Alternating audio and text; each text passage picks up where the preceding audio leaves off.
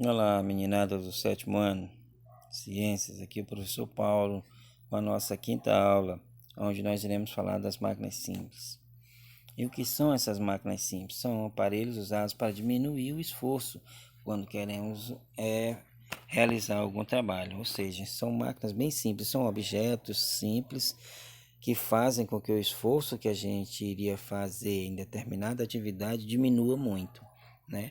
Então, entre essas máquinas simples, nós temos a roda com eixo, a alavanca, a polia, as engrenagens, o plano inclinado, cunha e parafuso.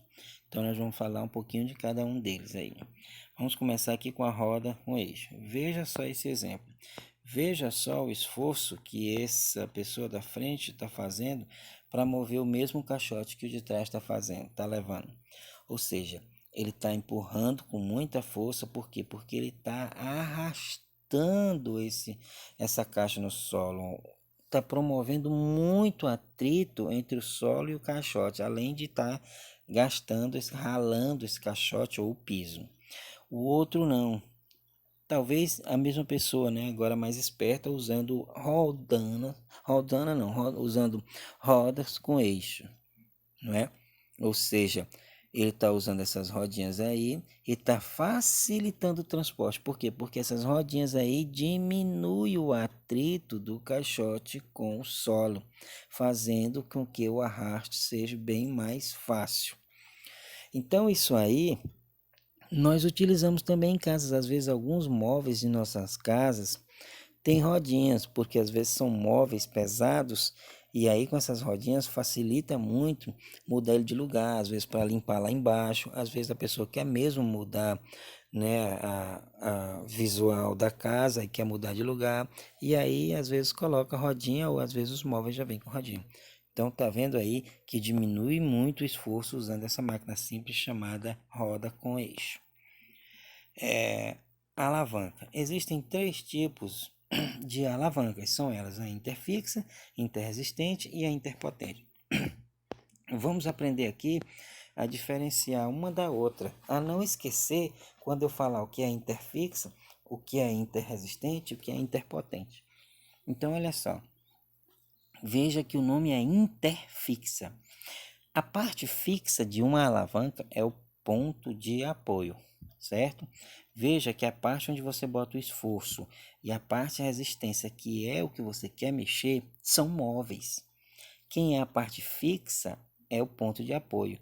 Então, por isso que aqui, nesse caso, ela é chamada de interfixa. Inter, o que quer dizer inter? Intermediário. E o que é intermediário? Está no meio, tá certo? Está entre uma coisa e outra.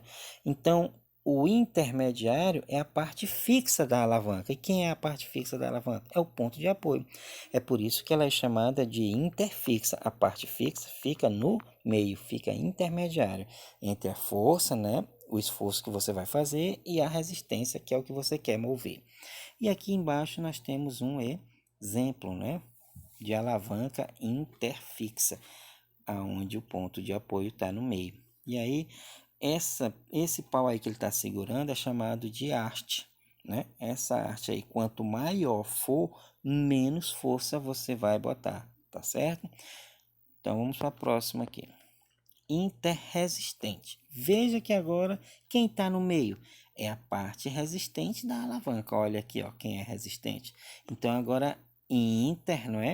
Inter que quer dizer no meio, intermediário, resistente. Então a parte resistente está no meio. Então não tem como você de se confundir quando a gente falar que tipo de... cite as três partes da alavanca interresistente. Eu boto lá uma imagem, você vai citar lá quem é quem. Ou seja, inter é quem está no meio. E quem está no meio? A resistência. Quem é a resistência? É algo que você quer mover, tá bom? O ponto de apoio, ele é fixo. Então, o ponto de apoio está de um lado, o esforço que você vai fazer, a força está do outro, e ele está no meio, que é a resistência, que é algo que você vai mexer. Então, nós temos aqui um exemplo, é o quebra-nozes, que é um utensílio doméstico utilizado para quebrar uma frutinha chamada de noz, não é isso? Então, olha aí o ponto de apoio de uma extremidade, o esforço do outro, e a resistência no meio, que é a nós que você quer quebrar. Vamos agora para interpotente. Eu acho que esse nome interpotente seria melhor se ele fosse interesforço, tá certo? Porque potente, mas ele botou potente porque é a força que você vai colocar, a potência da força que você vai colocar. Então, inter no meio, quem está no meio, a potência, a força que você vai colocar, ou seja, interpotente. E aí só resta de um lado ficar a resistência e o ponto de apoio do outro, é sempre assim. Você só basta saber quem está do meio e as outras duas partes da alavanca estão nas extremidades, tá certo? Beleza? E aí nós temos o exemplo aqui do pescador. O pescador, ele bota o esforço dele não na ponta da vara, mas no meio, porque para diminuir a força que ele tem que fazer. E o ponto de apoio fica com um cinto de couro que ele tem com um canequinho onde ele estaciona essa vara. Ele coloca essa vara lá e aí ela fica apoiada lá, né? Nesse copinho de ferro que fica num cinto de couro. Eu digo isso porque eu sou pescador. E aí, gente, do outro lado aí tá a resistência, tá a carga, né? A força que ele vai puxar, que é o peixe, né? Que ele quer mover de lá de dentro do rio para fora. Então ele está usando aí uma espécie de alavanca, né? A vara de pescar, neste caso aí é a haste. Beleza, pessoal? Então é basicamente isso aí, os três tipos de alavanca. Vamos agora para a polia rodando. Nós vemos aqui que nós temos na imagem do meio uma pessoa querendo puxar um peso aí de 100 kg lá para cima. E nessa posição que ele está aí, do jeito que ele está aí, ele vai botar uma força tremenda nesses braços dele, né? Porque ele não tem muito apoio para puxar esse peso. Agora veja se ele usasse, no caso de ficar lá em cima, ele usasse uma rodana, ele ficasse embaixo. Ele vai botar a mesma força? Vai. Mas professor, não era para botar menos força? Nesse caso, é o seguinte, quando ele usa só uma rodana, ele está usando só um fio, ele vai botar a mesma força. E qual é a diferença? E qual é a melhor aí? Que ele pode usar o peso do próprio corpo para levantar esse peso aí, tá certo? Ele pode se pendurar na corda e usar o peso do próprio corpo, tá certo? Ele pode fazer um laço também na ponta da corda, pisar para ajudar a levantar o peso. Ou seja, nessa outra aqui ele não pode usar o peso do corpo, não é? Mas nessa daqui, ó, quando ele tá, a aplicação da força muda de sentido, né? Não fica reto como aqui, ele melhora diminui o seu esforço, né? Já que ele pode usar o peso do próprio corpo. Agora, onde melhora mesmo é aqui, pessoal, quando eu tenho duas roldanas. Olha só, aqui ele usou só um cabo e sem que ele está só num cabo. Agora, quando ele usa duas roldanas, aqui ó, já dividiu o peso para dois cabos, 50 kg para cada um. Como ele vai puxar só um dos cabos, tá vendo? Esse que tem a setinha vermelha, vai dar uma volta lá na rodana, ele vai puxar só esse. Então ele está puxando só 50 kg. Aí sim, ele diminuiu o esforço pela metade. E ainda tem mais, pessoal. Se ele usasse três roldanas ao invés de duas, aí já seriam quatro cordas, não mais só duas aqui, como tem a imagem, 50 para cada um. Então, quatro cordas seriam 25 kg para cada uma, ou seja, ele diminuiria o peso agora em quatro vezes, né? De 50, né, que ele diminuiu para metade, para 25 seria diminuir para quatro vezes. Ele só iria puxar o equivalente a 25 kg. Aí aqui é a vantagem. E se ele botasse mais uma rodana, aí ele diminuiria para mais a metade, ou seja, de 25, 12,5. Cada rodana que ele for colocando, ele vai diminuindo o peso pela metade, até chegar em 1 kg, né? Quase não vai botar mais força. Posso fazer isso? Pode sim. Tá certo? Cada rodando que você botar aí diminui o peso pela metade. Vamos falar agora das engrenagens. As engrenagens, ela é o seguinte, elas são usadas para transferir movimentos circulares e diminuir o esforço de quem está aplicando a força. Por exemplo, nessas duas engrenagens aqui, qual seria o ponto ideal para botar menos força? É aplicar a força na engrenagem pequena, tá certo? Ou seja, quanto menor a engrenagem, menos força, né? Você vai colocar. Se você colocasse o ponto de apoio para dar origem ao movimento na engrenagem grande, você ia fazer um esforço bem maior, tá certo? Como aqui na bicicleta, Mas professor, mas aí a parte da frente onde fica os pedais é maior. É, realmente é. Mas é o seguinte, é porque a bicicleta, o esforço que a gente está fazendo é o nosso próprio peso. Então não é tanto para se mover com as engrenagens. Mas eu digo uma coisa, se você tem bicicleta que tem várias marchas, não é? Que tem 3 desse grandão onde estão os pedais e 6 na embaixo onde ficam as catacas, que é esse menor. Se você pegar na sua bicicleta, nessa parte maior aqui onde ficam os pedais, onde está sendo transmitida a força de movimento, se você diminuir o tamanho, que a gente chama aí de coroa ou mensageira, vai diminuir o seu esforço, ou seja, a bicicleta vai ficar mais maneirinha. Quanto mais você diminuir esse aqui que tem a seta vermelha, em relação ao que está sendo é, transmitido o movimento, menos força você vai colocar. E do mesmo jeito que você, onde tem esse da seta azul, você for aumentando ele, você também vai botando menos esforço. Por quê? Porque a relação de tamanho entre ele e a mensageira, que é a coroa da frente, também vai diminuindo. Então, quanto mais você diminuir essa relação de tamanho, menos esforço você vai colocando, tá certo? Agora vamos falar aqui do plano inclinado. Olha só, plano inclinado pode ser uma tábua, né? Pode ser. O plano inclinado é uma rampa, pronto, tá certo?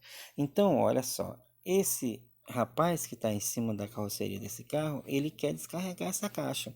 Então, ele é esperto, né? Ele usa uma tábua, né?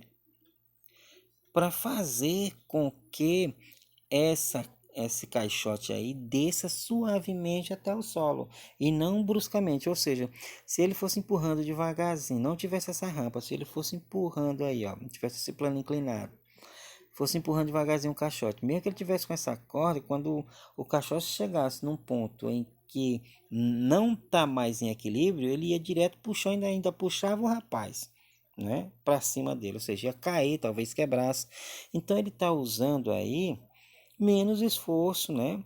Deixando o caixote descer suavemente aí pelo plano inclinado, tá certo? Então, o plano inclinado, a razão dele é fazer a suavidade do movimento. Cunha. Olha, a cunha é um tipo de objeto ou equipamento que tem um lado fino e outro lado grosso. Então, geralmente essas cunhas elas transferem a força, a carga da força para os lados. Então, olha só o que acontece aí quando se pega uma cunha e quer rachar uma lenha. Pegou uma própria cunha de madeira, fez uma cunha de madeira e colocou aqui numa fenda do tronco, nessa imagem aqui. Veja que quando ele bater nessa cunha, tá certo? Onde ele aplicar essa força que é de cima para baixo, essa força vai se espalhar de forma horizontal, separando o tronco. A mesma coisa acontece aqui. O machado é um tipo de cunha, onde ele tem uma parte em cima mais grossa e uma parte mais fina. Também é usado no caso aí para rachar lenha. Parafuso. O parafuso aqui é o nosso último máquina simples. O parafuso ele é considerado como se fosse um plano inclinado. Por quê? Porque ele tem essas várias voltinhas aí inclinada.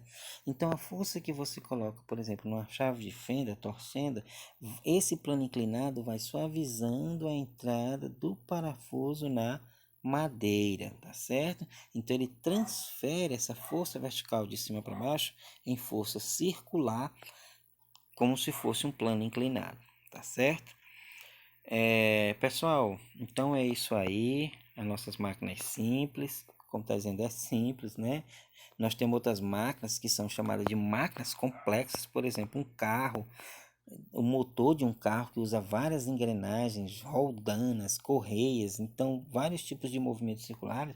Aí nós já temos uma máquina complexa, tá certo? Então, num outro momento, talvez no ensino médio, nós iremos ver o que sejam essas máquinas complexas. Então, dizendo aqui para vocês, será enviada uma atividade referente a essa videoaula. O conteúdo dessa aula também pode ser encontrado no livro a partir da página 188. Tá certo, pessoal? Então, eu vou elaborar algumas questões e vocês estão cada vez mais antenados, não estão fazendo muita pergunta, porque eu acho que estão recebendo bem as atividades, entendendo, graças a Deus, né? Minhas aulas estão de acordo com as aulas da TV, então estou complementando, né? Então o que falta lá eu boto aqui, o que não tem aqui tem lá, tá certo? Então eu acho que isso facilita vocês resolverem a atividade, tá certo? Então até mais, fiquem com Deus e tchau, tchau.